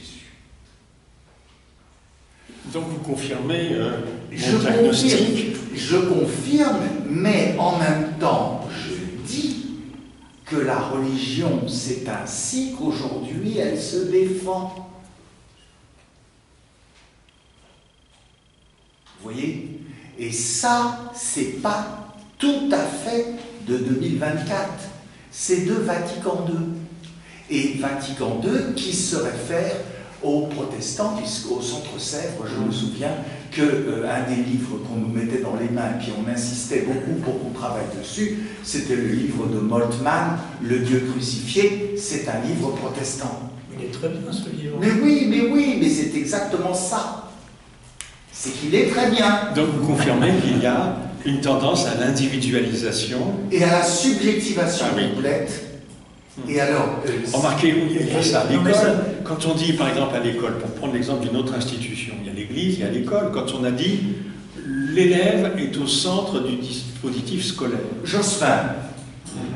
Ça veut dire quoi? J'étais professeur. Ça veut dire qu'au lieu que l'école soit une institution qui diffuse un savoir objectif, universel, à tous, eh bien, on va partir de l'enfant en disant quels sont ses besoins, quels sont ses désirs, quelles sont ses envies, etc. Et on dira même que l'enfant construit son propre savoir. Exactement. Alors ça, c'est une fiction totale, parce que, en plus, on fait de chaque citoyen le responsable de son existence, de son travail, de ses affaires, de tout ce qui lui arrive, et en même temps, ce citoyen, il est dépourvu de tous les moyens effectifs. Et il est complètement assisté par l'État en France. Il est démuni, bien sûr. Mais oui. Et ça c'est quelque chose de terriblement anxiogène. À partir du moment où on dit, vous êtes libre, vous êtes responsable, vous êtes l'auteur de vos maladies, de vos trajectoires, etc. S'il y a quelque chose qui rate, c'est de notre faute. Ah ben oui. Sauf si on fait appel à l'État pour aider quand ça ne marche pas. Nietzsche a eu une parole terrible qui est assez mystérieuse, mais qui peut s'expliquer quand on connaît un peu l'auteur. Il disait « La liberté est la métaphysique du bourreau ». Ah. La liberté est la métaphysique du bourreau. C'est-à-dire qu'en fait, pour punir quelqu'un, pour le contrôler, pour le châtier, pour le surveiller, il faut présupposer qu'il est libre. Ah oui. Et donc il y a toute une mythologie de la liberté, qui a une longue histoire en Europe, qui vient... Oui, vous avez cité la Réforme, je crois qu'il y a eu un grand moment à ce moment-là. à partir du moment où l'individu a émergé comme une sorte de petit Dieu. Oui. Et alors, on lui attribue la liberté, la volonté, on lui attribue quelque chose de purement personnel, sous-entendu, eh bien, si ça rate, non, vous n'avez qu'à vous en prendre qu'à vous-même. Mais alors, le paradoxe de cette question de la philosophie de la religion, c'est qu'il faudrait savoir si la philosophie de la religion ne devrait pas aussi un peu s'occuper de théologie. Car il me semble qu'effectivement, avec le protestantisme, on est dans l'individualisation, la subjectivation complète, le refus d'Aristote et de saint Thomas d'Aquin, mais Luther a écrit un traité du serf-arbitre. Et donc, en réalité, d'un côté, en réalité matérielle, on était complètement libéré de toute forme, de tout rite, de toute nécessité, et de l'autre côté, du point de vue religieux, tout était fait par Dieu. C'est vrai. Mais alors, tout était fait par Dieu, donc d'une certaine manière, on n'avait plus à s'en occuper. Voilà le paradoxe. Eh oui. Mais oui, ça c'est certain. Et oui. Mais ça c'est quelque chose de fort. Madame. si, monsieur vous a embrouillé. Je pense que la conception de la religion avant était différente. Enfin, pas la conception, mais comment dire, sa signification, dans le fond, parce que c'était une tradition, c'était la culture. Les gens ne se posaient pas de questions, et puis à la limite, il y avait même le jansénisme qui faisait peur, par exemple pour la religion catholique. Donc là, il fallait faire, parce que sinon le péché mortel et grande punition, etc. Voilà. C'est un peu léger de dire qu'elle était différente. Il y a quand même, on a vu ce soir qu'il y avait quand même une trajectoire. Et ce que je veux dire, c'est qu'aujourd'hui, et là je rejoins, je pense, le père Marc, c'est effectivement, beaucoup de personnes ont déserté les églises, mais je pense que les personnes, et c'est pas d'aujourd'hui, ça fait quand même pas mal de dizaines d'années maintenant, ce sont des personnes beaucoup plus sincères, et je pense qu'il n'y a jamais eu autant de baptême d'adultes et de voilà. Donc, de toute façon, pour moi, quand on regarde l'histoire de l'humanité, c'est un va-et-vient constant entre les choses. Oui, ça veut dire qu'il y aurait moins d'hypocrisie. Comment ? Il y aurait moins d'hypocrisie, plus de sincérité. Voilà. Oui, c'est possible. C'est évident. C'est évident. Et puis, c'est plus dans une coutume, dans une pratique où il faut être comme ci ou comme ça. Alors, c'est peut-être là où on rejoint peut-être le côté plus individualiste, peut-être aussi, par rapport à avant, c'était plus la société. Mais encore que, bon, les croyants actuels, c'est une communauté aussi. Voilà. Vous, madame, vous n'êtes pas d'accord avec ça? L'hypocrisie, bon, elle a toujours été, et je trouve que maintenant, on arrive plus à dire des choses plus faciles. Enfin, au moins, on ose dire des choses beaucoup plus qu'avant, il fallait se taire parce qu'il y avait un tel qui avait pensé ci, pensé ça. Alors que je trouve qu'on s'affirmait, c'est pas mal. Puis alors maintenant, moi, on a corvé. Je trouve que c'est drôlement bien. Donc, ça choque. Non, juste pour rebondir sur la discussion qu'il y a eu avec le prêtre, je me demande si on ne conclut pas justement un peu trop vite.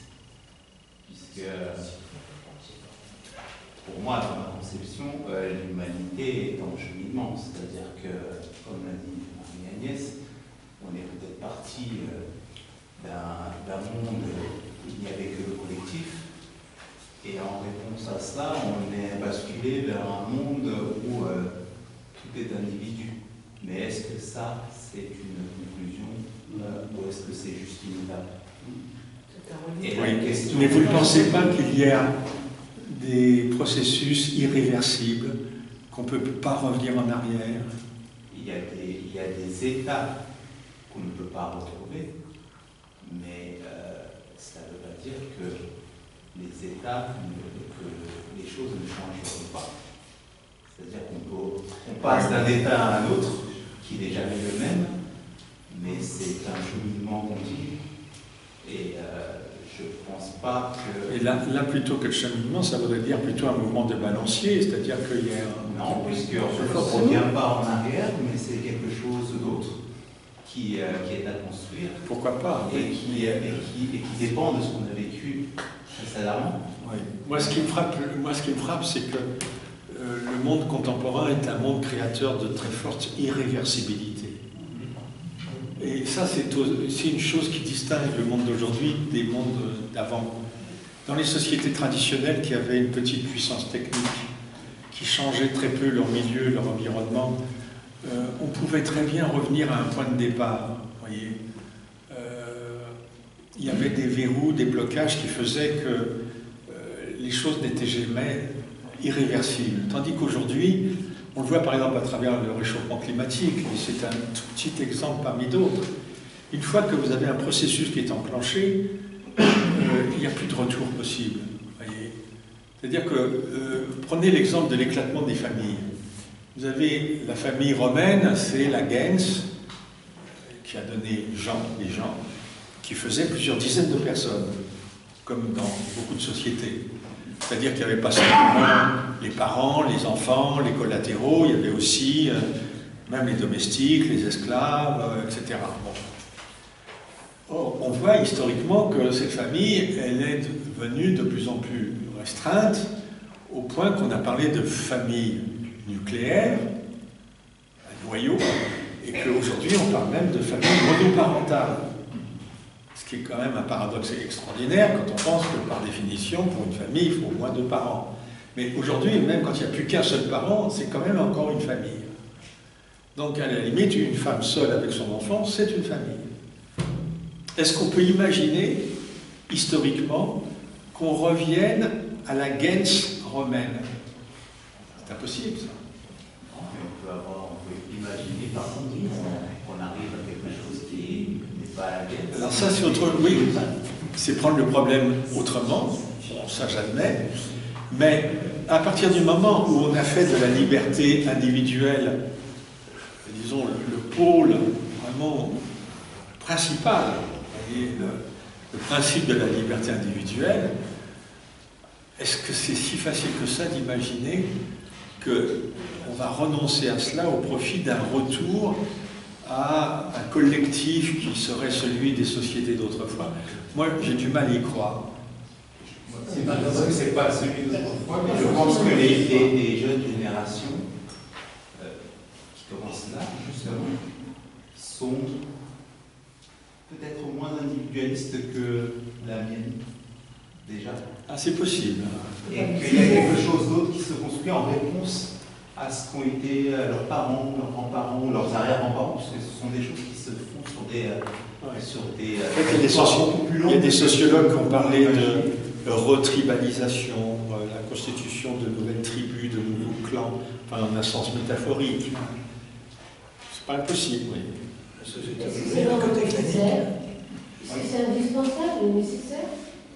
Pas forcément. Ça dépend des gens qui ont besoin. Mais est-ce qu'une croyance, par exemple, peut revenir? Mais oui, on le constate. On le constate en Sibérie. C'est le peuple du tout-va qui, toutes ces religions ont été complètement détruites par l'URSS, par l'idéologie communiste. On est rentré chez ces gens, on a dispersé tout leur patrimoine, on a jeté au feu, et puis c'est quand même combien de temps ça a duré cette affaire-là? 70 ans, je crois. Ouais. Regardez comment ça se développe aujourd'hui. Regardez, ils sont revenus. Il y a même des gens qui redeviennent chasseurs-cueilleurs. Et d'un coup, ça ressort. C'est évident. Moi, je suis un peu effrayé par cette vision terriblement pessimiste que j'ai entendue ce soir. Moi, je crois tout le contraire. Vous n'avez pas parlé de l'émerveillement des gens maintenant devant la nature. Vous avez dit, excusez-moi, quand on regarde le ciel, aujourd'hui, on ne ressent plus rien, parce qu'on sait que ce ne sont pas des dieux. Mais au contraire, les gens sont de plus en plus émerveillés par ce qui les entoure. Et comme vous dites, vous pensez cela? Ce on me fait peur. Comme vous dites, on est comme ça. Mais par bonheur, on n'est pas tous comme ça. Heureusement, sinon, je sais pas, on se tire une balle dans la tête en sortant de cette salle. C'est effrayant. Non, mais bien, parce qu'il y a, moi, il y a des compensations. Mais choqué. ce qu'il y a, c'est que moi j'ai l'impression inverse, que de plus en plus de nos contemporains font comme si, par exemple, le ciel n'existait pas. Demandez, par exemple, à quelqu'un au hasard dans la rue à quelle période de la Lune on est. Est-ce qu'il le saurait? Bien sûr que non. Autrefois, jour après jour, on savait qu'on était dans le premier quartier, la pleine lune, la nouvelle lune. Maintenant, on fait comme si la lune, les étoiles, ça on n'avait pas l'électricité. Il y a d'autres gens qui cultivent les légumes maintenant. Aujourd'hui, on s'intéresse à la température parce qu'on veut savoir si on doit sortir avec un parapluie ou pas. Moi, je dis, est-ce que le progrès technique n'a pas été trop vite à l'échelle de l'humain?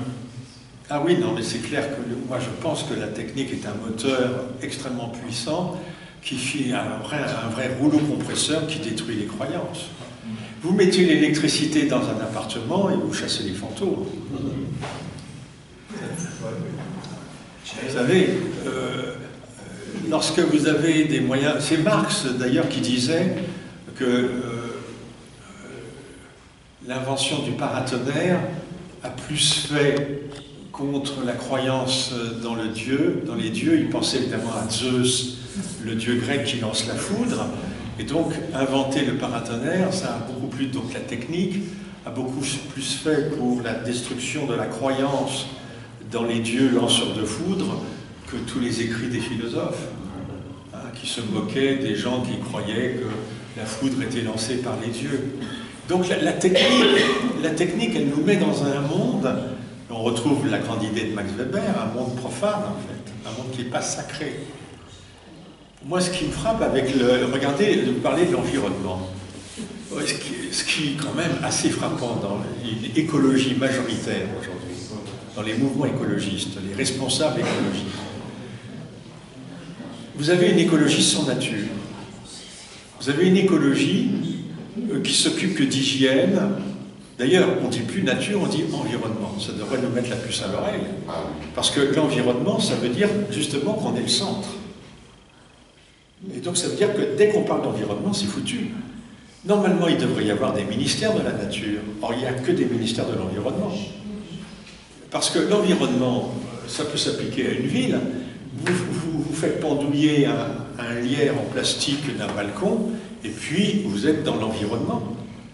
Donc, moi, il me semble que ce sentiment de la nature qui était celui de l'émerveillement, c'est à cela que vous faites allusion, qui est un très beau sentiment. J'ai l'impression que c'est un sentiment qui est en déclin. Non, vous ne pensez pas? J'ai l'impression que récemment, c'est en train de revenir. J'espère que vous avez raison. Moi, je préfère simplement, vous avez parlé d'effet de balancier. Et un effet de balancier, c'est pas forcément qu'on revient au point de départ. Ça n'empêche pas l'évolution. Et au contraire, peut-être c'est comme ça que les progrès arrivent aussi.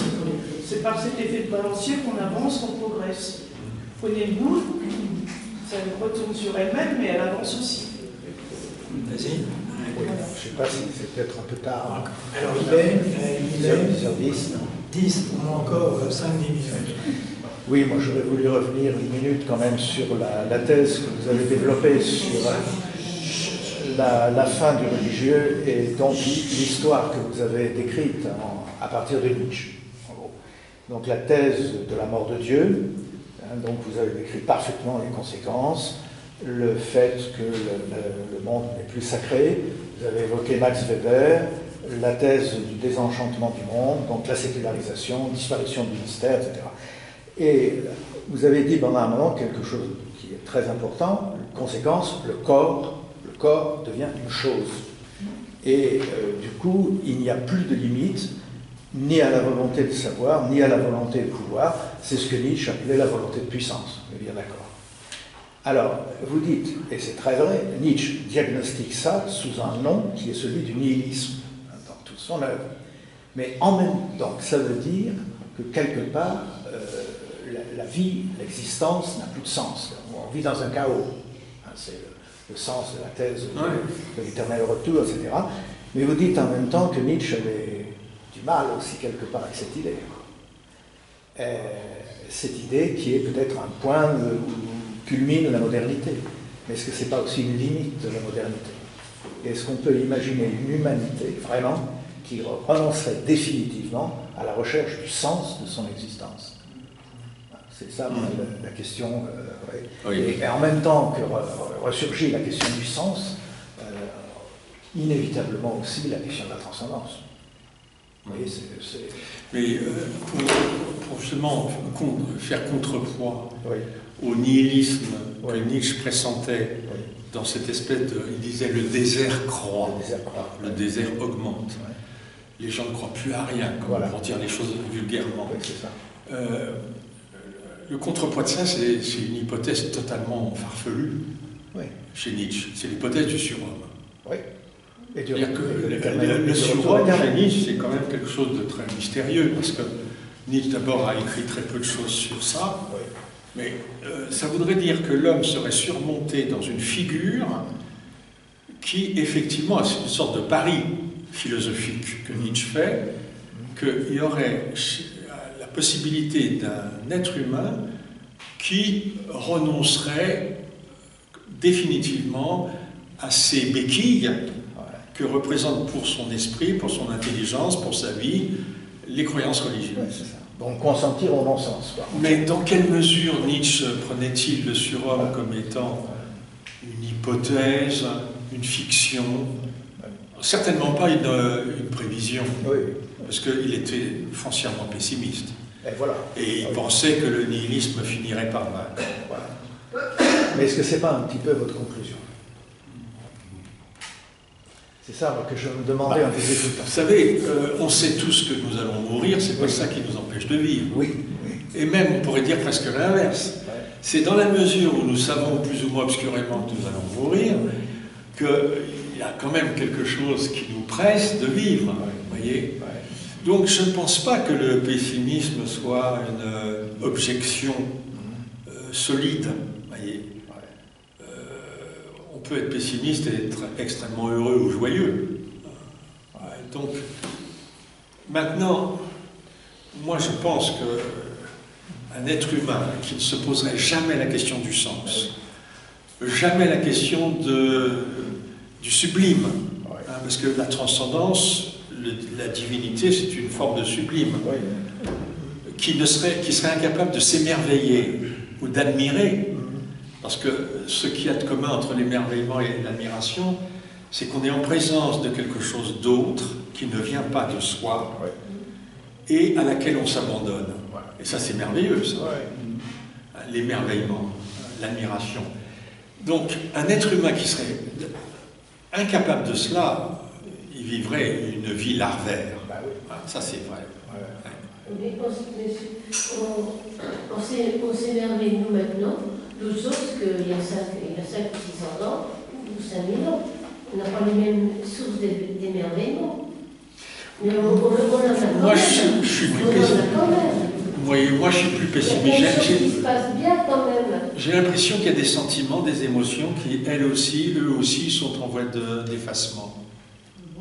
Elles changent, elles se modifient. On a tous connu des enfants de 8 ans qui sont blasés, qui sont revenus de tout alors qu'ils ne sont jamais allés nulle part. On a tous vu ça. Un enfant qui s'émerveille devant une coccinelle, quand il a 4 ans, et qui à l'âge de 10 ans, en fait, parce qu'il n'a plus de contact avec ni avec les autres, ni avec la nature, il n'a plus un contact avec des objets mécaniques, des images. Ah, les images, il y aurait tout un développement à faire sur l'image, qui fait écran entre nous et le monde. Oui, mais la société de l'amusement que vous avez décrite aux États-Unis, pour moi, justement, c'est la société qui anesthésie cette capacité de l'homme à s'interroger sur le sens de l'existence. Mais est-ce qu'on peut rester dans cet état d'anesthésie On peut, puisqu'il y a des millions et des millions de gens qui le font. Oui, on peut. On peut, mais on peut ne pas aussi Comment? On peut, mais on peut ne pas. Ah oui, bien sûr. C'est ça aussi Non, la mais direction ça... de l'homme, on peut. Non, mais moi je suis le docteur Tampi, moi je suis le médecin qui fait le diagnostic de la mauvaise nouvelle, mais je n'approuve en rien de cela. Hein. Je veux dire, ne croyez pas que je sois un apôtre. Hein. Mais je reprends la société de l'inclusion, puisque, et là je reprends un exemple justement issu de ça, mais c'est le choix, pour ceux qui ont vu le film, entre la pilule bleue et la pilule rouge. Est-ce qu'on veut rester dans l'état d'anesthésie et ne rien se poser comme question, ou est-ce qu'au contraire on va aller chercher plus loin? Est-ce qu'aujourd'hui on n'a pas affaire à de plus en plus de gens qui ne recherchent pas tellement le plaisir, qui ne recherchent pas tellement la joie, ni même le bonheur, mais l'excitation? Et qu'est-ce que c'est que cette valeur de l'excitation? Parce que c'est pas le plaisir, c'est pas le bonheur, c'est pas la joie, c'est un état, disons, de transe éphémère. Moi, je pense que c'est cela qui est beaucoup plus visé. Et là encore, c'est la même chose, puisque l'excitation, c'est une espèce de drogue naturelle. Il y a ceux qui vont la trouver avec des substances chimiques et il y a ceux qui vont essayer de se la fabriquer par des expériences qui leur procurent cette drogue naturellement. Mais c'est encore une caractéristique de la société anesthésiée moi-même, puisqu'il n'y a pas de centre de recherche de sens, justement. Donc on ne veut que du plaisir. C'est ça. Il y a une chose que je vois aussi, c'est que l'évolution scientifique a fait que les gens réfléchissent beaucoup plus, comprennent beaucoup plus, savent beaucoup plus de choses. Et c'est justement quand on regarde certaines tendances musulmanes, intégristes ou plutôt fondamentalistes, qui veulent interdire justement toute connaissance parce qu'ils voudraient retourner au Moyen-Âge, justement. L'ignorance pour justement des personnes sont soumises. Oui, mais d'un autre côté, moi j'ai l'impression que la plupart des hommes aujourd'hui ne sont plus en état de comprendre le monde dans lequel ils vivent, et même pas leur existence. Alors qu'autrefois, vous voyez, le paysan du Moyen-Âge, c'était quelqu'un qui était analphabète, il savait ni lire ni écrire, en plus de ça, il avait des tas de superstitions dans la tête. Mais il avait du monde dans lequel il vivait une image beaucoup plus réaliste, beaucoup plus vraie que ce qu'on a dans la tête aujourd'hui bien de nos contemporains. Le problème de chez nous, c'est le côté artificiel. Le paysan du Moyen-Âge, et même encore il y a quelques années, il était près de la terre, il était près... Oui, et puis les rapports de hiérarchie étaient clairs pour lui. Il y avait l'église, le curé, il y avait le château du seigneur, il y avait le maître et les domestiques, etc. Donc, il avait une image assez fiable de la société dans laquelle il vivait. Mais aujourd'hui, qui vraiment, en dehors des spécialistes, et encore, je ne suis même pas sûr, qui a une image du monde, et c'est certainement pas les moyens d'information qui nous la donnent, cette image du monde, puisque les moyens d'information ne nous informent pas, ils nous distraient. Comment? Qui en a encore envie de cette société-là? Pas forcément tout le monde. On n'en a pas forcément envie. Et le patriarcat, machin, le village... Non, mais ce que je voulais dire, c'est que malgré leur ignorance, nos ancêtres avaient une image du monde qui était plus réaliste que celle qu'on a. Forcément. Mais le monde était plus simple. Les choses étaient plus simples. Mais il y avait autant de guerres, il y avait autant de jalousie, autant de trucs que maintenant. Les choses se modifient, mais c'est pareil. Il y a un point qui n'a pas été nommé quand vous décriviez la paysannerie médiévale, le seigneur, le paysan, l'église. C'est la communauté paysanne qu'on a beaucoup oubliée, qui a été détruite par la Révolution française. Rien contre c'était une en majeur, mais les gens vivaient tout autrement en communauté. Et on s'organisait par rapport au four banal, par rapport aux récoltes, etc. Et c'est ça aussi qui a disparu. Alors, s'il vous plaît, il est 22h20. Je crois qu'il faut arrêter un moment, même si on a l'impression qu'on peut encore passer des heures. Avant de nous quitter, je voudrais dire deux choses. Premièrement, il y aura la conférence suivante qui va se tenir au mois de mars. Qu'est-ce que la scolastique? Donc là, on parlera théologie médiévale. Et je voudrais vous dire un très grand merci. Ça fait déjà un certain nombre d'années qu'on se connaît. Je suis toujours émerveillé quand vous parlez. Et je voudrais dire au nom de tout le monde un grand merci pour le temps que vous avez passé ici. C'est moi qui vous remercie pour votre invitation.